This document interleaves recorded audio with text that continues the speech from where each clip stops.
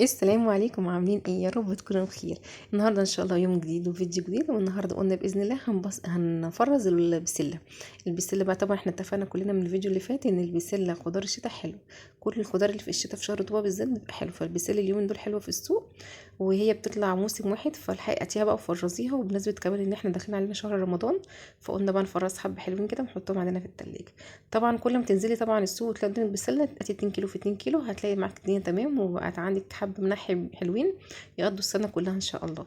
بصوا بقى البسله هنا اهم حاجه، انا جايبه 2 كيلو. اهم حاجه تحطي على البسله جزر كتير، البسله بتحب الجزر.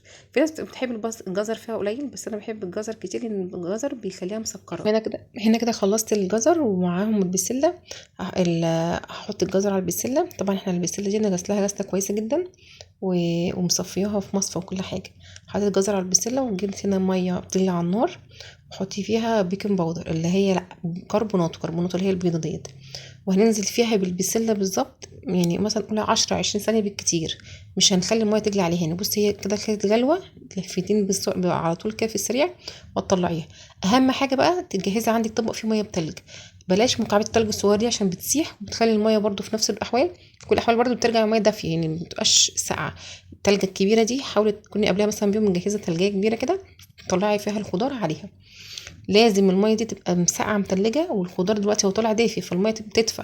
بعد شويه هتلاقي الميه رجعت ساقعه متلجه بسبب التلجه.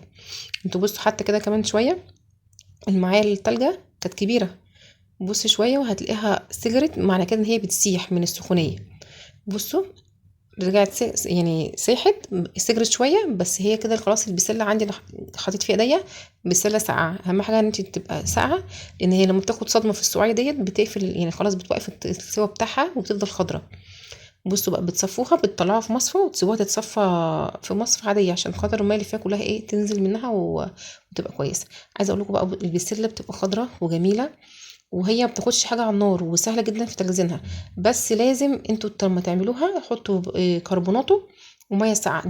دي السر اللي هي تخلي لك البسله اصلا معاكي ساقعه، يعني ساقعه ايه معلش. لازم تبقى البسله معاكي تبقى يعني خضره. هي بتبقى يعني التفريز ديت بتحافظ طبعا على الجزر والبسله. بصوا انا هنا بحط في الكيس، ممكن احط مثلا 3 كبشات طبخه صغيرة على قد يوم واحد. وممكن احط في الكيس مثلا طب كبشتين على قد مثلا ديت، مثلا بزودها شوربه الخضار. يعني شوربه الخضار مثلا بيبقى فيه خضروات كتير وبنحط من ضمنهم البسله والجزر، فما بيبقاش عايزه الكيس كبير. وبرده ساعات الكيس اللي فيه كبشتين اللي هما كبشتين دولت بعملهم عارفين اللي هو رز بسمتي بالجزر والبسله.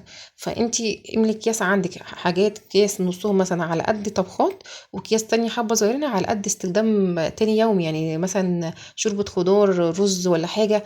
هتعملي مثلا تورلي، يعني مش طبخه اساسيه البسله، في التورلي بيبقى تاخدي برضو حبه صغيرين ما تبقاش محتاجاهم حبه كتير. فانتي وظفي الاكياس عندك على كل حاجه انتي عايزه تعملي منها قد ايه او كده.